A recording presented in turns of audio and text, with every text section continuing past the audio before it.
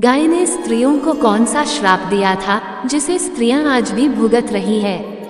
दोस्तों, क्या आप जानते हैं गाय माता ने स्त्रियों को कौन सा श्राप दिया था और गाय माता को एक रोटी खिलाने से कौन सा फल मिलता है?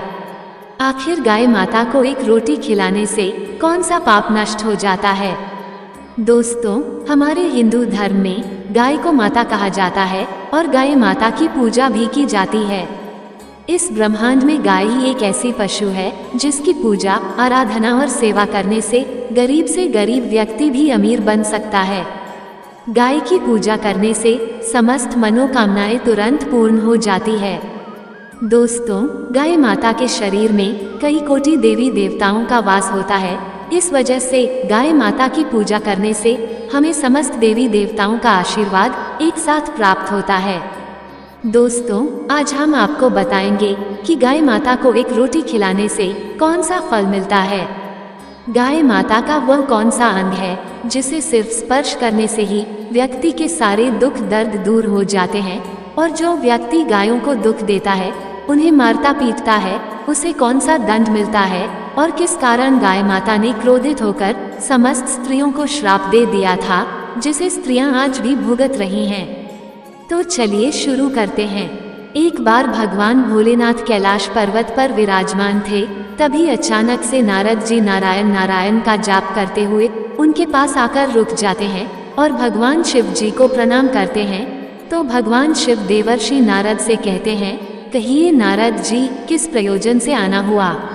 तब देवर्षि नारद कहते हैं, हे जगत के कर्ता धर्ता, आप तो त्रिकालदर्शी है। आपको तो मेरे आने का उद्देश्य पता ही है कि मैं आपके पास क्यों आया हूँ, लेकिन आप फिर भी ये प्रश्न कर रहे हैं।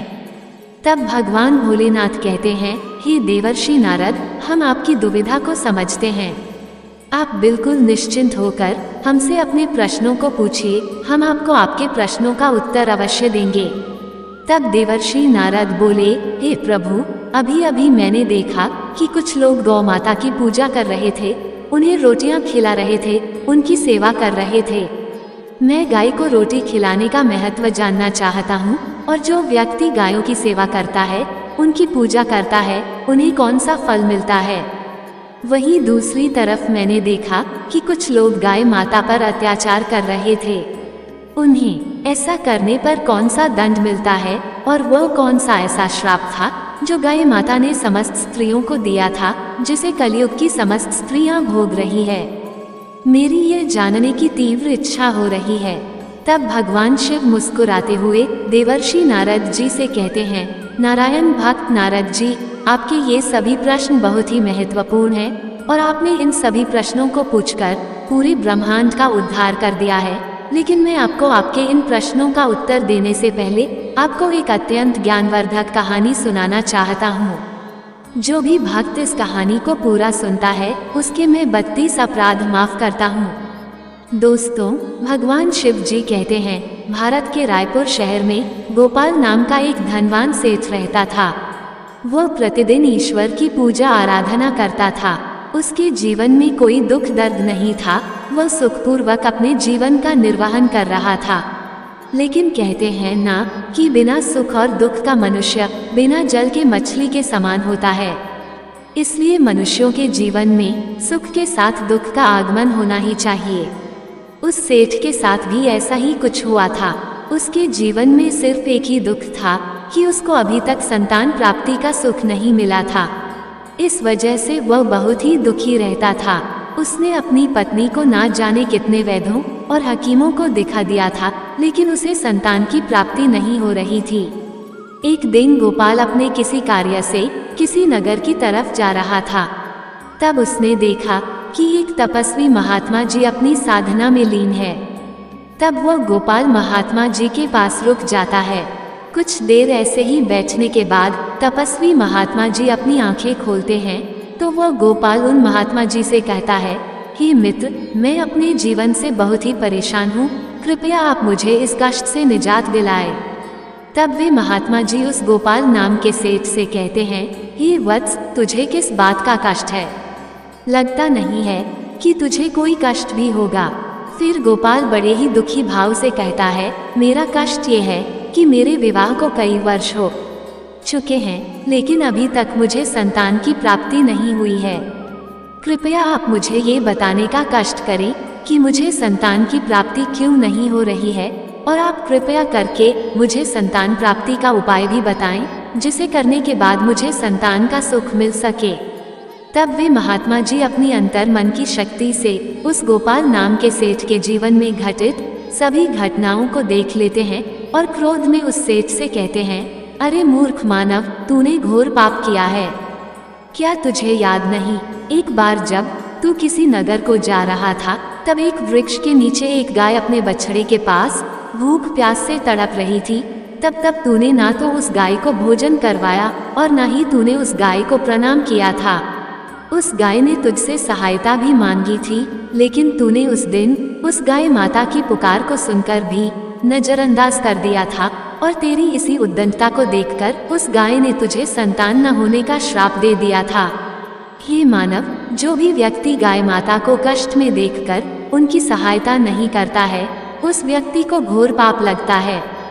दोस्तों, भगवान शिव देवर्षि नारद से कहते हैं कि देवर्षि नारद जी, इस प्रकार उन महात्मा जी ने उस गोपाल नाम के सेठ को उसके पापों के बारे में बता दिया।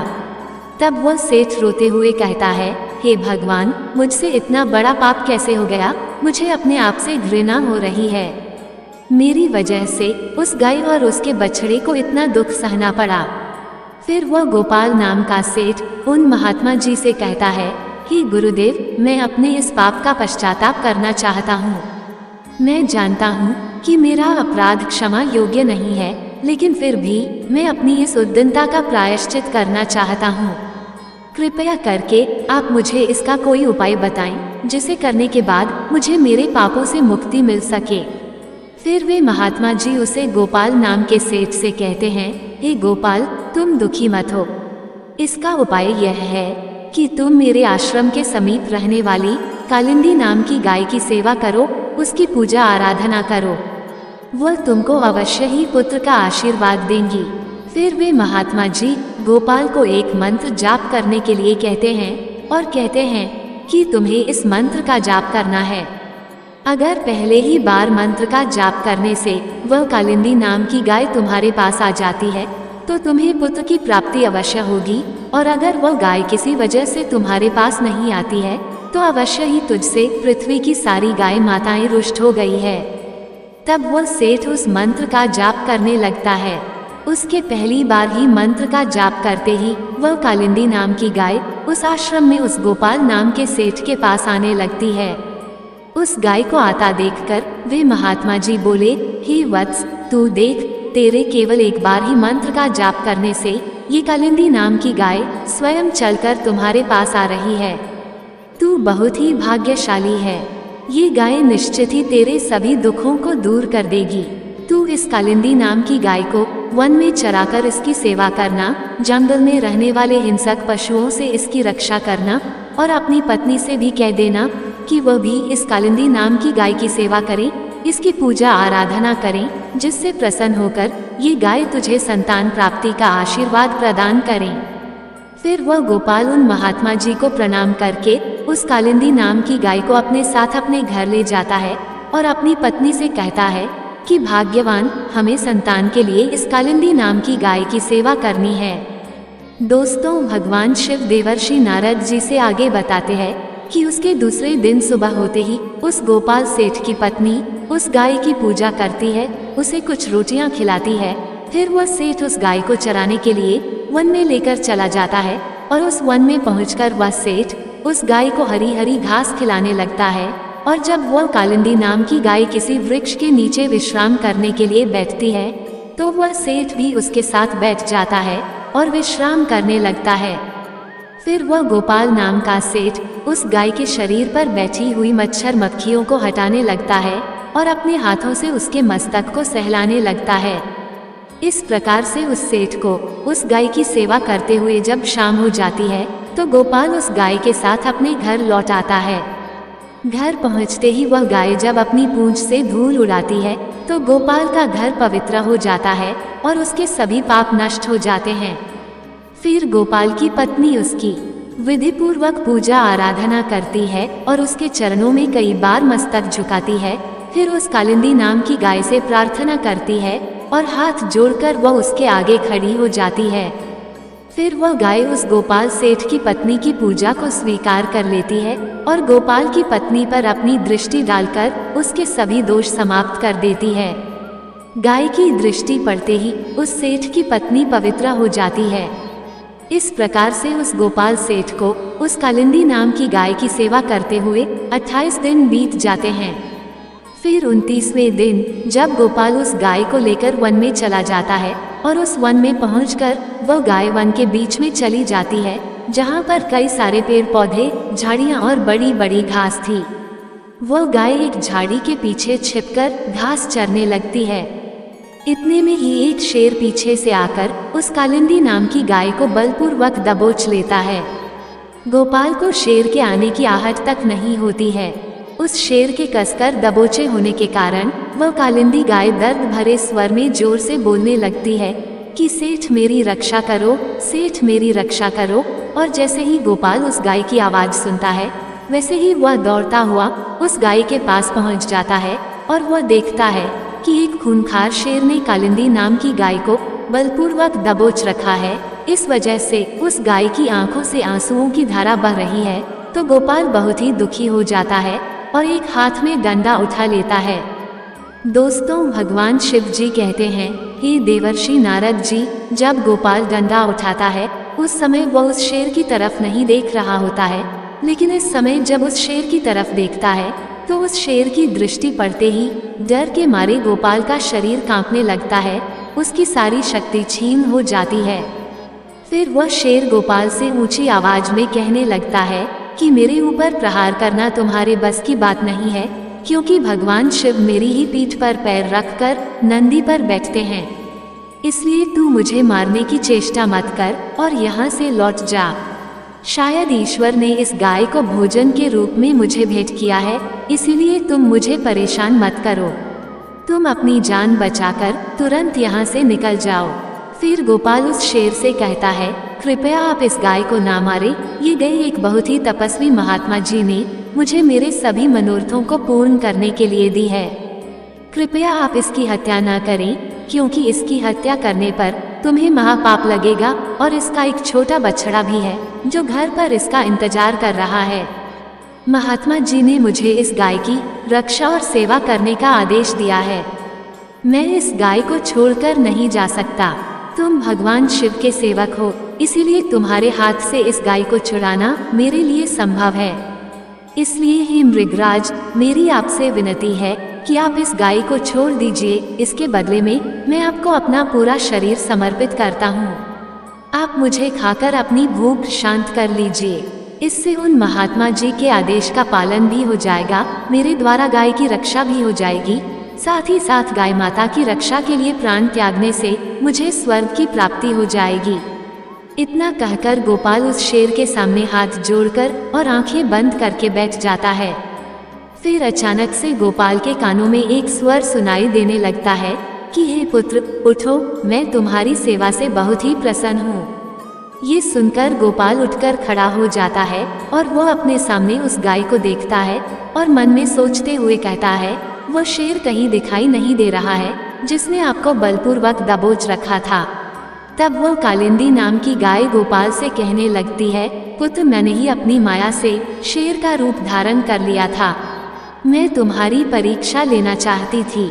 मैं देखना चाहती थी कि संकट पड़ने पर तुम अपने प्राण बचाते हो या फिर मेरे। यह मैंने कैसे किया ये तो यमराज भी नहीं जान सकते हैं, लेकिन तुम मेरी परीक्षा में सफल हो गए। तुम मेरे प्राणों की रक्षा के लिए अपने प्राण संकट में डालने के लिए तैयार हो गए थे, इसीलिए मैं तुम पर बहुत प्रसन्न हूँ। अब तुम कहो, तुम्हें कौन सा वरदान चाहिए? मैं अवश्य ही तुम्हारी मनोकामना को पूर्ण करूंगी। वह गोपाल नाम का सेठ कहता है, हे गौ माता, मेरी केवल एक मनोकामना यह है कि कृपया आप मुझे संतान प्राप्ति का सुख प्रदान कीजिए।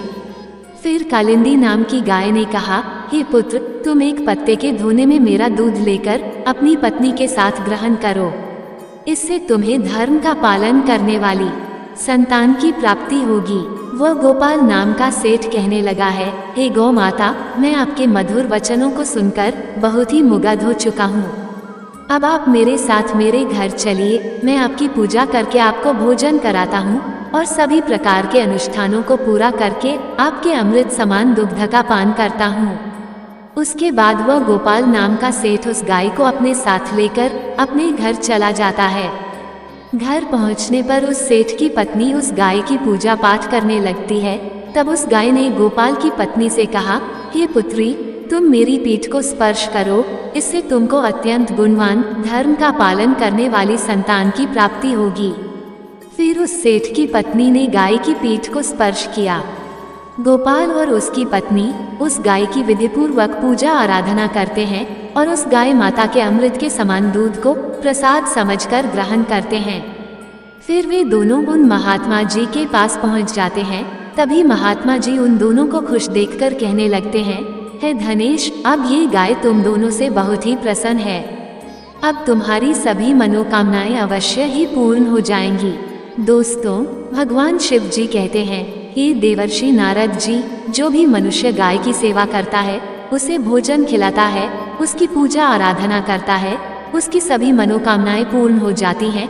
और जो भी व्यक्ति गाय की रक्षा करता है, वो कभी भी गरीब नहीं रहता है और मृत्यु के बाद उस व्यक्ति को सीधा स्वर्ग की प्राप्ति होती है और उस व्यक्ति को भगवान भोलेनाथ के साक्षात दर्शन प्राप्त करने का सौभाग्य मिलता है।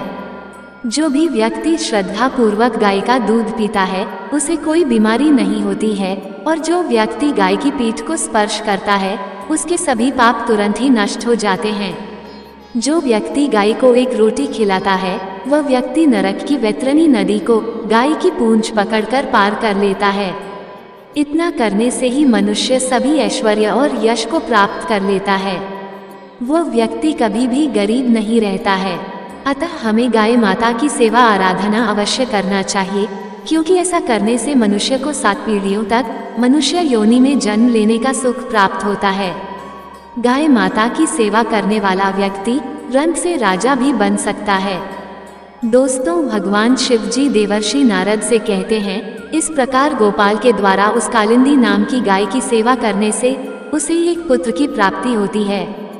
दोस्तों, भगवान शिव कहते हैं, हे देवर्षि नारद जी, आपके पहले प्रश्न का उत्तर मिल गया होगा और आपका दूसरा प्रश्न ये था कि जो व्यक्ति गायों को मारता पीटता है, उन्हें कौन सा दंड मिलता है। तो मैं आपको बता दूं कि उन व्यक्तियों को ऐसा करने पर सीधा नरक की प्राप्ति होती है और ऐसे व्यक्तियों को नरक के देवता यमराज जी कई वर्षों तक खौलते हुए तेल के घड़े में पकाते हैं। दोस्तों, भगवान शिव जी नारद जी से कहते हैं, मुनिवा, अब तो आपको आपके सभी प्रश्नों के उत्तर मिल ही गए होंगे। तब देवर्षि नारद जी कहते हैं, हे प्रभु, आपने मुझे मेरे इस प्रश्न का उत्तर नहीं दिया है कि गाय माता ने समस्त स्त्रियों को वह कौन सा श्राप दिया था जिसे आज भी स्त्रियां भोग रही है। फिर देवर्षि नारद जी की बातों को सुनकर भगवान शिव जी कहते हैं, हे देवर्षि नारद जी, आपको आपके इस प्रश्न का उत्तर जानने के लिए एक और ज्ञानवर्धक कहानी सुननी होगी। तब देवर्षि नारद जी कहते हैं, हे प्रभु, आप उस कहानी को सुनाना प्रारंभ करें। मैं आपको विश्वास दिलाता हूँ कि मैं इस कहानी को शुरू से लेकर अंत तक पूरा अवश्य सुनूंगा। तब भगवान शिव जी कहते हैं, एक समय की बात है, किसी नगर में फेकू नाम का एक ब्राह्मण रहता था। उसने अपने घर में गाय को पाल रखा था। वह गाय उसे प्रतिदिन ढेर सारा दूध देती थी, जिसे बेचकर वह अपनी आजीविका चलाता था और उसे गाय का दूध बहुत ही अच्छा होने के कारण उसे बहुत मुनाफा भी हो रहा था। इसलिए वह उस गाय को प्रतिदिन वन में चराने के लिए ले जाता था और शाम होने से पहले उस गाय को घर ले आता था। ऐसे ही कई दिन गुजर जाते हैं, लेकिन एक दिन ऐसा आता है जब वह गाय दूध देना बिल्कुल बंद कर देती है, जिसके कारण फेकू को भारी नुकसान का सामना करना पड़ जाता है। एक दिन उस गाय से परेशान होकर उस गाय को घर से निकाल देता है और जब वह गाय फेकू के घर में घुसने लगती है, वैसे ही उस गाय को डंडों से पीटने लगता है, जिससे वह गाय बहुत ही दुखी रहने लगी थी। वह अपने मालिक को छोड़ना नहीं चाहती थी, लेकिन उसका मालिक ही उसे अपने घर में नहीं रखना चाहता था। इस वजह से वह गाय फैकू के घर में जाना छोड़ देती है और वह एक वन में जाकर रहने लगती है। उस वन में चारों तरफ हरी हरी घास थी, जिसे खाकर वह गाय अपना पेट भर लेती थी और एक पेड़ के नीचे बैठकर रात गुजार लेती थी। ऐसे ही कई महीने गुजर जाते हैं, लेकिन एक दिन जब वह गर्भवती हो जाती है तो उसे बहुत ही कठिनाइयों का सामना करना पड़ जाता है, किंतु वह किसी तरह से कष्ट को सहती हुई अपना जीवन यापन करने लगती है। इस वन के समीप में एक नगर पड़ता था। उस नगर में एक किसान रहता था। उसकी पत्नी बहुत ही लालची स्वभाव की थी। उसके लालची स्वभाव से वह किसान बहुत ही परेशान रहता था। दोस्तों, भगवान शिव जी कहते हैं, एक दिन जब उस गाय को गर्भवती हुए 9 महीने बीत जाते हैं, तब अचानक से उसे तीव्र पीड़ा शुरू हो जाती है। लेकिन किसी तरह से वह उस पीड़ा को सहन कर लेती है और वह गाय एक सुंदर से बछड़े को जन्म दे देती है। उस बछड़े को जन्म देने के बाद वह बछड़ा बहुत ही ज्यादा गंदा हो जाता है, क्योंकि उस गाय ने गलती से अपने बछड़े को कीचड़ में जन्म दे दिया था और वह गाय अपने बछड़े को हिंसक जंतुओं से बचाने के लिए उसे अपनी पीठ पर रखने का प्रयास करने लगती है। लेकिन वह ऐसा करने में बार बार असफल हो रही थी, जिससे वह गाय बहुत ही दुखी हो गई थी। तभी अचानक किसान की पत्नी किसी कार्य के लिए उस वन में पहुंच जाती है, जहां पर वह गाय अपने बछड़े को हिंसक जंतुओं से बचाने के लिए उस बछड़े को अपनी पीठ पर रखने की कोशिश कर रही थी। जब किसान की पत्नी ने देखा कि उस गाय ने एक बछड़े को जन्म दिया है और उसके आसपास कोई भी नहीं है, तो किसान की पत्नी के मन में लालच जाग उठता है और वह अपने मन में सोचने लगती है कि चलो मैं इस गाय को अपने घर ले चलती हूँ, यह मुझे ढेर सारा दूध देगी, जिससे मैं बहुत सारा धन इकट्ठा कर लूँगी। ऐसा सोचकर जैसे ही वह स्त्री उस गाय की ओर जाने लगती है, तब उस गाय ने देखा कि उसके पास एक सुंदर सी स्त्री तीव्र गति में चलती हुई आ रही है। उस गाय ने किसान की पत्नी से कहा कि आप कृपया मेरे इस बच्चे को मेरी पीठ पर रख दो, क्योंकि यह अभी बहुत ही छोटा है और 9 महीने बाद चलने लगेगा। उस गाय को ये पता नहीं था कि उसका बच्चा जन्म लेने के बाद चलने लगता है और उस समय मनुष्य के बच्चे भी पैदा होते ही चलने लगते थे। उस गाय को ये बिल्कुल भी पता नहीं था। उस गाय की बातों को सुनकर किसान की पत्नी को हंसी आ जाती है और वह हंसते हुए उसे गाय से बोली, अरे मूर्ख गाय, मैं तुम्हारे बच्चे को तुम्हारी पीठ पर क्यों रखूं? तुम्हारे इस बच्चे को देखो तो ये कितना गंदा हो गया है। इसके ऊपर बहुत सारी मिट्टी और कीचड़ भी लगी हुई है। अगर मैं इसे तुम्हारे पीठ पर रखूंगी तो मेरी इतनी सुंदर साड़ी गंदी हो जाएगी। तभी क्रोध में आकर उस गाय ने उस किसान की पत्नी को श्राप देते हुए कहा कि हे मूर्ख स्त्री, तू मेरे बच्चे को मेरी पीठ पर रखने में हिचकिचा रही है और तू मेरे बच्चे को गंदा कह रही है। जा, मैं आज से समस्त स्त्रियों को ये श्राप देती हूँ कि अब मनुष्यों के बच्चे पूरे 9 महीने बाद ही चलेंगे और जितने भी पशु पक्षी है उनके बच्चे पैदा होते ही चलने लगेंगे। दोस्तों, भगवान शिव देवर्षि नारद से कहते हैं, इस प्रकार गाय माता के श्राप को कलयुग की स्त्रियों को भी भोगना पड़ रहा है। ऐसा पहले नहीं था। पहले मनुष्य के बच्चे पैदा होते ही चलने लगते थे। सतयुग में सुखदेव पैदा होने के तुरंत बाद ही अपने पैरों पर चलने लगे थे और वेदव्यास भी जन्म लेने के तुरंत बाद अपने पैरों पर चलने लगे थे। ये बात तो सतयुग की थी, लेकिन कलयुग में ऐसा कुछ भी नहीं है। कलयुग में मनुष्यों के बच्चों को अपने पैरों पर चलने के लिए कम से कम 9 से 10 महीने लग जाते हैं। इसका कारण यह है कि गाय माता ने क्रोध में आकर समस्त स्त्री जाति को एक भयानक श्राप दे दिया था। उस दिन से समस्त स्त्रियों के बच्चे पैदा होते ही अपने पैरों पर चलने की प्रक्रिया वहीं पर रुक गई थी और गाय माता के श्राप के कारण कलयुग में स्त्रियों के बच्चे 9 से 10 महीने के बाद ही अपने पैरों पर खड़े हो पाते हैं और गायों के बच्चे उसी दिन से पैदा होते ही अपने पैरों पर चलने लगते हैं। इसलिए किसी की आत्मा को ठेस नहीं पहुंचाना चाहिए, दूसरों के दुख में दुखी हो जाना चाहिए और दूसरों के काम आना चाहिए और साथ ही पशु पक्षियों की सहायता करनी चाहिए। उस स्त्री की एक गलती की वजह से कलयुग की समस्त स्त्रियों को गाय माता के श्राप का फल भोगना पड़ रहा है। दोस्तों, भगवान शिव जी कहते हैं, हे देवर्षि नारद जी, अब तो आपको आपके सभी प्रश्नों के उत्तर मिल ही गए होंगे।